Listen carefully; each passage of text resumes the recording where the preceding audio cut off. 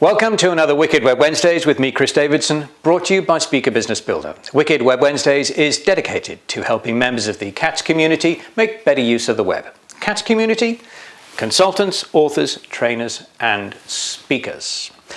Last week, I was talking about products and offers and the differences between the two, and I concluded by saying that products were very much based in reality. They were the things that people gave you money for.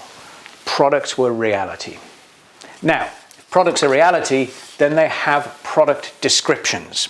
You can't get a product description directly from an offer because an offer is a concept. You have to get to a product first before you can get to a product description. What do you find in a good product description? Well, in a good product description, you would find who is this product for and where would it be used. This is something that you would certainly find in a product description. You don't find that in the description of an offer because you haven't got the reality of the product to make reference to. Product description, who is it for, where is it used? What else am I expecting to find? When is that product used and what's the basic structure? Now this is really important. When you get to talking about the basic structure of the product, you need to be very clear that this needs to be tangible. This is what people are buying. This is what they're giving you money for. This has to be really, really tangible. Having made it tangible, I need to make it very clear why my product is better than my competitors, and there always will be competitors. Why is mine better? And how does it actually work?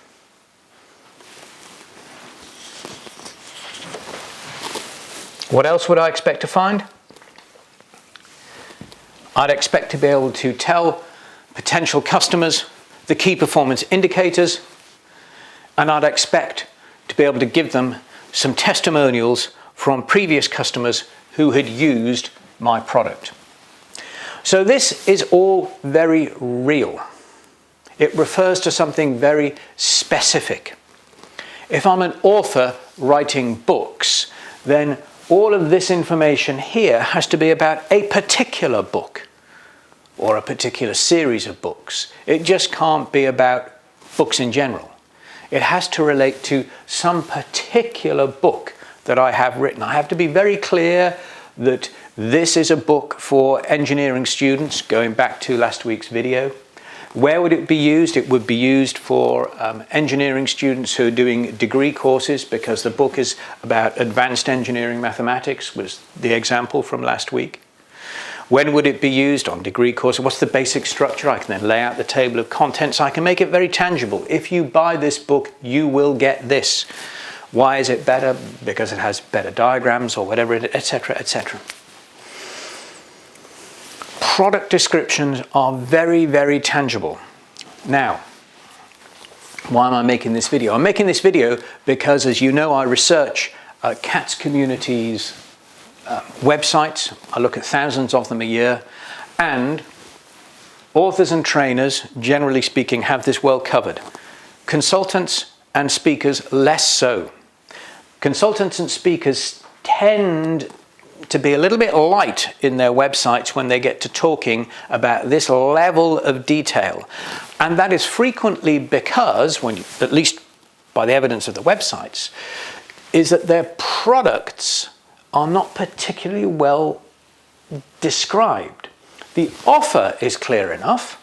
You can understand what the particular speaker talks about. You can understand what the consultant consults on in general. But when it gets down to particular products, the websites seem to be a little bit light, and therefore, if they're light at the product level, you're simply not going to get this level of information.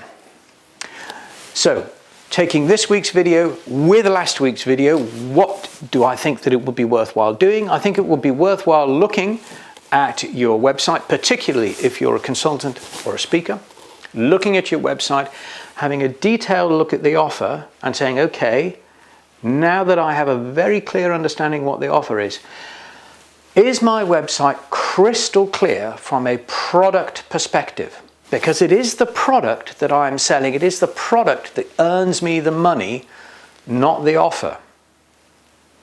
Is my website crystal clear from a product perspective? Can I talk about all of these points on my website? I'm Chris Davidson, this is Wicked Web Wednesdays, and next week we're going to be talking about lead magnets. Until then, goodbye.